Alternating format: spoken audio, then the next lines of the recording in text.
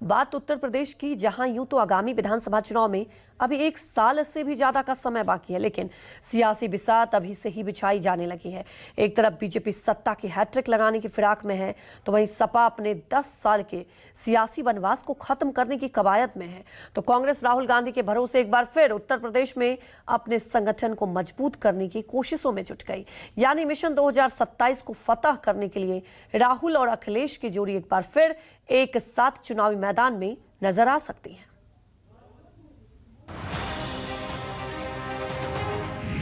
27 में अखिलेश की आंधी, 29 के कप्तान राहुल गांधी। रायबरेली के सांसद और लोकसभा में नेता प्रतिपक्ष राहुल गांधी आज अपने संसदीय क्षेत्र रायबरेली पहुंचे हैं और यहां पर वो मनरेगा बचाओ कार्यक्रम आयोजित कर रहे हैं। 27 में योगी वर्सेस अखिलेश, 29 में राहुल वर्सेस मोदी विशेष। कि जो हमारी गरीब जनता है उनका जो प्रोटेक्शन था वो हटा दिया गया है और जो हमारी थर्ड टियर गवर्नमेंट की थी, जो डेमोक्रेटिक जड़ है एक प्रकार से, जी उसको काटा गया। राहुल की मौजूदगी में पोस्टर, 27 और 29 का बदलेगा रोस्टर। पीडीए को मजबूत करना है और 27 में पीडीए की सरकार माननीय अखिलेश यादव जी के नेतृत्व में बनाना है। सियासत की सबसे बड़ी आंधी आज टीवी पर दिखने वाली है। ये मनरेगा से शुरुआत से महात्मा गांधी के अपमान की नहीं, ये मनरेगा की शुरुआत के साथ साथ ये देश के संविधान को खत्म करने की साजिश है। कानून बदलकर वो स्पष्ट कर दिया कि मुझको मनरेगा को बंद करना है।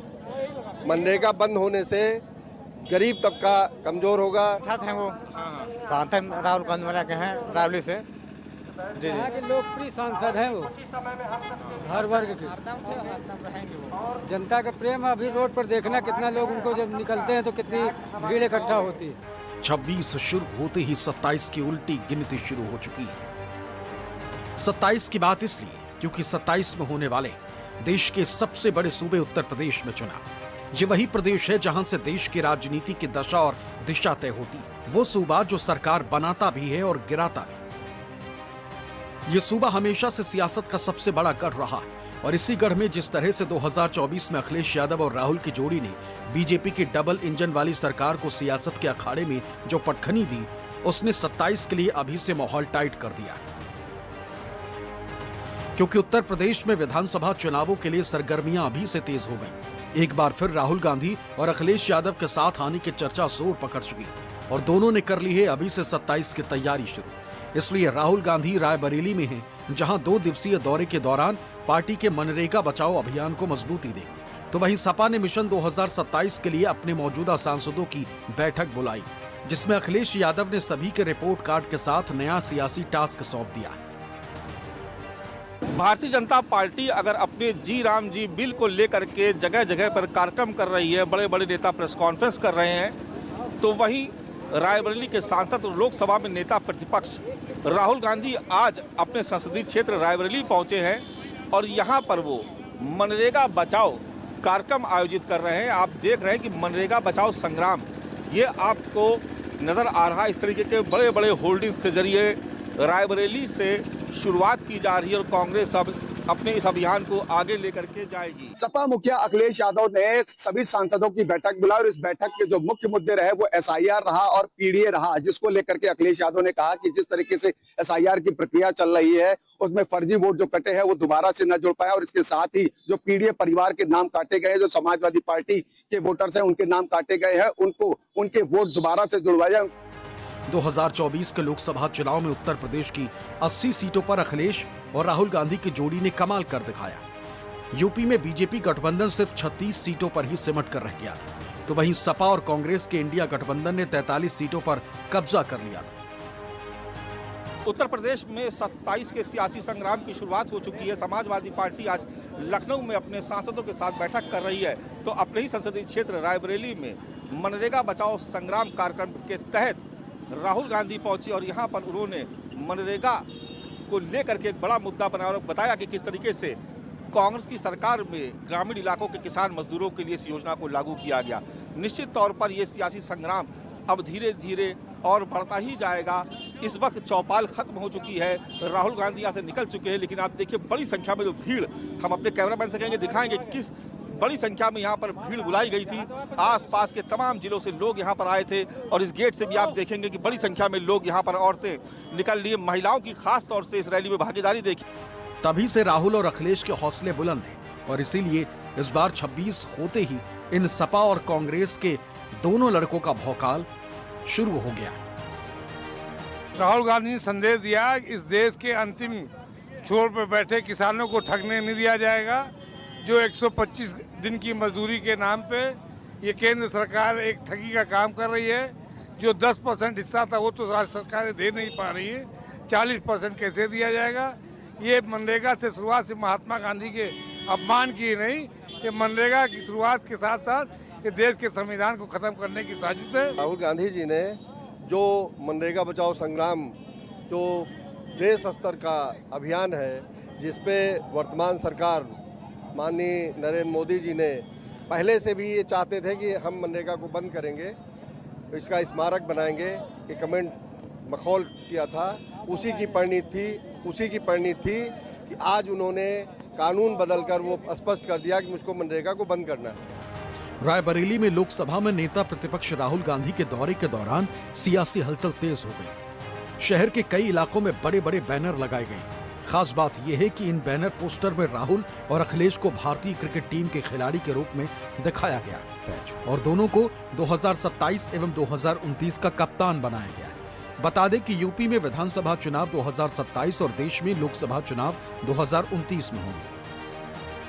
हाथ में बल्ला, खेल के मैदान जैसा बैकग्राउंड और जीत का संदेश। इन तस्वीरों के जरिए दोनों नेताओं को मैदान में उतरने वाले मजबूत खिलाड़ी के तौर पर दिखाया गया। ये बैनर आगामी विधानसभा और लोकसभा चुनावों को ध्यान में रखकर लगाए गए ताकि कार्यकर्ताओं और समर्थकों में उत्साह भरा जा सके। पीडीए को मजबूत करना है और 27 में पीडीए की सरकार माननीय अखिलेश यादव जी के नेतृत्व में बनाना है। 2027 के चुनाव में आदरणीय योगी जी के नेतृत्व में Bharatiya Janata party landslide victory हासिल करेगी और 2029 के चुनाव में आदरणीय मोदी जी के नेतृत्व में एक अभूतपूर्व बहुमत भारतीय जनता पार्टी का आएगा। जो लोकसभा में हुआ उससे बड़ी जीत विधानसभा चुनाव में होगा। श्री राम जी योजना जो लाई है भाजपा सरकार, मनरेगा को खत्म कर दिया। गरीबों में बहुत आक्रोश है कि मनरेगा को क्यों बंद किया जा रहा है और इसकी शुरुआत माननीय सांसद जी हमारे यहीं से करेंगे। यहाँ से शुरुआत करेंगे जी। आप भी आए इसी कार्यक्रम में, जानकारी है इस कार्यक्रम के बारे में? जी। क्या जानकारी दी गई है? अरे मनरेगा बचाओ संग्राम जी। राहुल गांधी को सुनने आए आप? आए हैं जी। बताया गया कि राहुल गांधी यहाँ से आप लोगों से बातचीत करेंगे, कुछ बताया गया आपको? बात करेंगे, बिल्कुल करेंगे, तभी तो हम लोग आए यहाँ पे, इसलिए आए यहाँ पे बात करेंगे। नहीं थोड़े हम लोग यहाँ आते हैं। सांसद हैं वो, सांसद राहुल गांधी वाला के हैं रावली से जी। यहाँ के लोकप्रिय सांसद हैं वो, हर वर्ग के। जनता का प्रेम अभी रोड पर देखना कितना लोग उनको जब निकलते हैं तो कितनी भीड़ इकट्ठा होती है। भीड़ नहीं पुलिस काबू कर पाएगी। तो आप ये देख रहे हैं कि लोग बड़ी संख्या में यहाँ पर आए हैं। लगातार लोगों का जो काफिला है वो इस कार्यक्रम स्थल की तरफ आगे बढ़ रहा है। राहुल गांधी इस गेट से एंट्री लेंगे। इस गेट को फिलहाल सिक्योरिटी के लिहाज से बंद किया गया है, लेकिन मनरेगा बचाओ संग्राम कार्यक्रम की शुरुआत आज रायबरेली से होने जा रही है और राहुल गांधी अपने इस कार्यक्रम को आज यहाँ से शुरू कर रहे हैं, जिसके बाद ये उत्तर प्रदेश के अलग अलग जिलों में भी इसी तरीके के कार्यक्रम आयोजित किए जाएंगे। संदेश साफ है और साथ ही साथ उत्तर प्रदेश में अगले साल 2027 में होने वाले विधानसभा चुनावों को जिस तरह से समाजवादी पार्टी ने अपनी तैयारी शुरू कर दी है वो बीजेपी के लिए खतरे की घंटी बजा सकती है, जिसकी वजह है लखनऊ में पार्टी मुख्यालय पर अखिलेश यादव ने पार्टी के सभी सांसदों की बैठक बुलाई, जिसमें मौजूदा एसआईआर प्रक्रिया में विधानसभाओं की स्थिति और प्रत्याशियों पर भी मंथन किया। बजट सत्र से पहले सभी सांसदों की इस हाई लेवल मीटिंग के बुलाने को लेकर प्रदेश की सियासत में हलचल शुरू हो गई और इस हलचल के पीछे है अखिलेश का संदेश। उनके पास कुछ सही नहीं है, उसके कुछ सही नहीं है तो वही नकल करना चाह रहे हैं। जवानी वो क्या है, कितना अन्याय अत्याचार हो रहा है पीडीए के लोगों पर, सारा प्रदेश उद्देश्य जानता है। सरकार फेल है। अभी एटा में एक परिवार को, उसमें पूरे परिवार को काट दिया गया है? हाँ सर, क्या है, सरकार फेल है और सरकार इकबाल से चलती है। योगी बाबा का इकबाल खत्म है।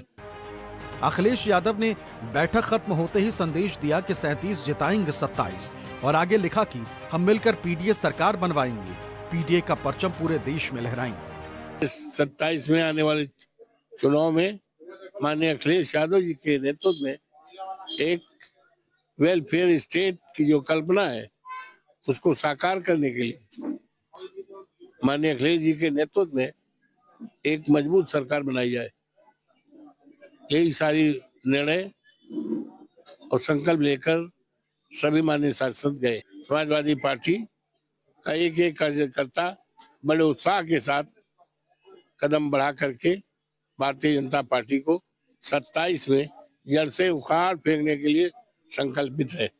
आज की रणनीति में 2027 के चुनाव को लेकर के क्या मुद्दे रहेंगे जिसको लेकर के समाजवादी पार्टी उतरेगी मैदान में? मुद्दा हमारा पुराना है, संविधान तमाम मुद्दा है और क्या क्या सरकार बनने के बाद करेंगे, ये घोषणा पत्र में सब बातें आ जाएगी। मुद्दा क्या रहेगा सर, किसको लेकर के आप मैदान में उतरेंगे? अब मुद्दा का खुलासा नहीं किया जाता, ये रणनीति होती है, रणनीति का खुलासा नहीं की जाती। ये सब मुद्दा रणनीति का खुलासा माननीय राष्ट्रीय अध्यक्ष जी करते हैं। तो वहीं राहुल गांधी रायबरेली में मजबूती के साथ मनरेगा बचाओ अभियान को नई गति देंगे। राहुल गांधी रायबरेली के ऊंचाहार क्षेत्र में आयोजित मनरेगा चौपाल में ग्राम पंचायत कर्मचारियों और दिहाड़ी मजदूरों से संवाद स्थापित करेंगे। और जो हमारे थर्ड टियर ऑफ गवर्नमेंट है और जो मजदूरी करते हैं उनकी प्रोटेक्शन के लिए हम खड़े हैं। आइडिया देखिए, आइडिया को आप समझिए। नरेंद्र मोदी चाहते हैं कि किसी क्या रही देश का पूरा धन गौतम अदानी और अंबानी जी के हाथ चल दिया जाए। ये चल रहा है। एक तरफ हम जनता की रक्षा कर रहे हैं, ऊपर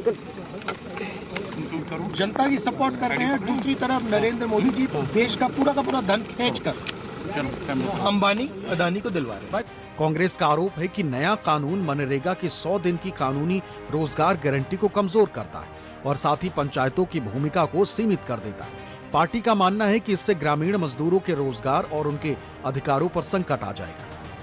हिंदुस्तान के जो गरीब लोग हैं सर, उनके लिए एक मिनिमम वेज बने सर, जिससे कम कहीं भी वेज ना हो, ये लक्ष्य था।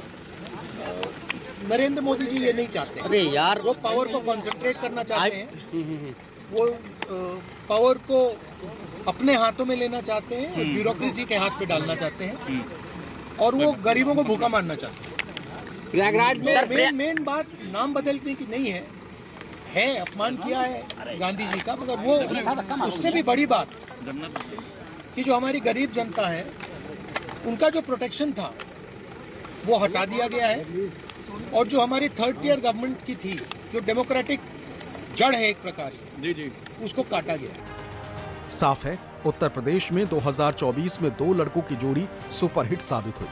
अब यही जोड़ी उत्तर प्रदेश के विधानसभा चुनाव में अपना दम दिखाने के लिए राहुल और अखिलेश दोनों ही रणनीति बना रहे हैं। सरल शब्दों में समझे तो उत्तर प्रदेश के आगामी विधानसभा चुनाव में भी राहुल और अखिलेश एक साथ मिलकर चुनाव लड़े तो बीजेपी के लिए मुश्किलें बढ़ सकती हैं। ऐसे में सबसे बड़ा सवाल ये भी कि क्या ये जोड़ी 24 का करिश्मा 27 में दोहरा पाएगी। रायबरेली से मानस श्रीवास्तव और लखनऊ से मनोज पांडे के साथ ब्यूरो रिपोर्ट, न्यूज़ 24।